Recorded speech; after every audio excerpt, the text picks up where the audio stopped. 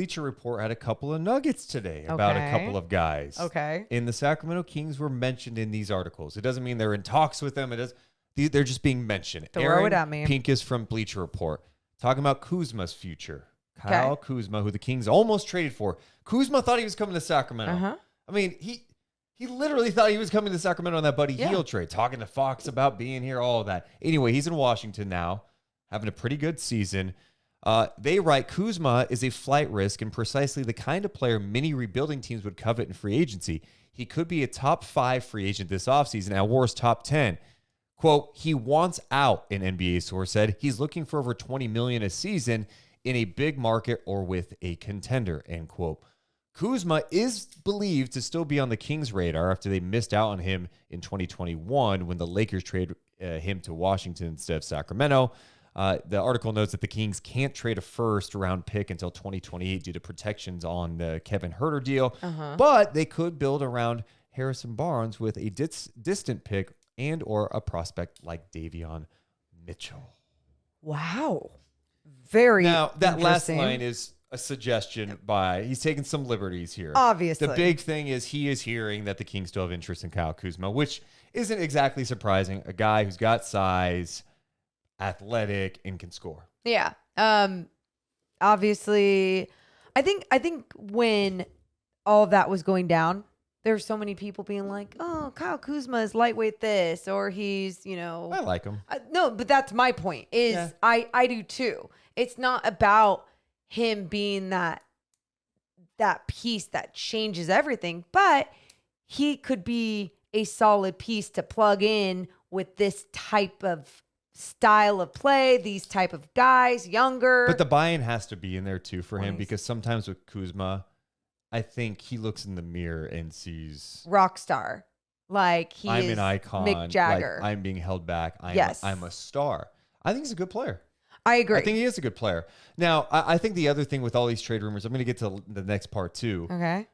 Let me just get to that part first. Do it. We'll sum it all up. Okay. They also had a little piece about a potential Toronto Raptors rebuild. I don't know, man. The Raptors, I know they've been up and down. The Kings are going to see them on this road trip, but they said Siakam and Anunonby are under contract through 23-24. Anunonby can opt into 24-25. If the Raptors are to change direction, this is very broad, some around the league. This is a DMZ, Morgan. You know what? I'm going to give this a DMZ. This is too much rumor. Okay. Could Masai blow it up?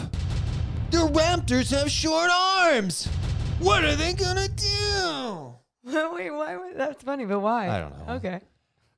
Anyway, if the Raptors are to change direction, some around the league believe now would be the time, as players tend to draw less in return when they are on expiring contracts. The list of teams interested in Siakam and Anunonby, especially OG, Van Vliet, and Trent, is varied, likely including Get out. the Warriors, Heat, Minnesota, Indiana, the Lakers, the Suns, Kings, and Nets, among others. No shit. Okay. I love a good rumor. You know me, I love a rumor. Love a good rumor. Could we just say that line might be the biggest stretch? If they decide to move on, these 4 players could draw interest from like 75% of the league. That's it. Is that the news? Player like Pasacal Siakam available? Teams interested. Boo. That does nothing for me because I mean, it's like there's still guys after Kevin Durant. Man, Me. That's a December trade rumor right there. Like, Kuzma couldn't want out. Well, Sacramento's been interested in him before. Bet they're still interested. Hey, some guys in the Raptors could be available. Like someone like OG and Pasacal Siakam, I feel like we've talked about them before in years past with Sacramento. Oh, yes.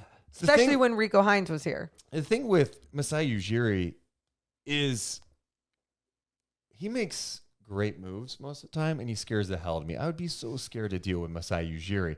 But if you're giving up someone like OG, who's having a great year, could be on the all-defensive team this year the way he's playing, and Siakam, who, when healthy, can be an all-NBA guy, you're not going to just give those guys away. Like, if you're getting... Okay, let's just play this. If Masai Ujiri is like, yeah, Sacramento, you want OG? Okay. Who are you gonna give me? You know what? I'm gonna give you an expiring Harrison Barnes. What the? Less What the? To say to me, Monty? Exactly. Like you're not gonna say. You're not gonna say De'Aaron Fox. You're not gonna say Sabonis. You know what he's gonna say? You're not gonna say Kevin Herter. No, you know what he's gonna say? What is he gonna say? I want Keegan Murray. Yeah, you're not gonna give up Keegan Murray.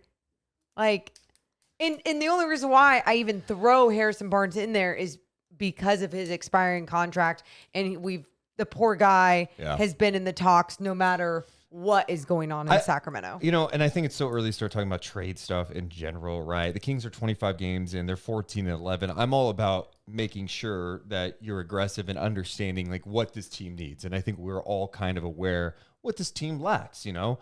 I will say that I think that it's like a fine line. You know, I think looking for more moves on the fringes, right? That could add a piece for depth purposes may be the best route.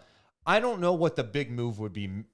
You know, like honestly, like I don't anticipate they're going to make a Sabonis-like move during this season. And maybe I'm dead wrong. I guess my whole point is you do have to be kind of careful because when you put in a new piece, it doesn't all come together right away. And I think this team's trying to win now and get to the playoffs. And the wrong move, I think, can set you back. And you look at what they did years ago with Shumpert, you know, I have a different view on that. I know. There's no denying that he was important for their chemistry. And if you're Sacramento, if you kind of mess with what you have going on by moving on from a pivotal piece, it could really set you back in some ways.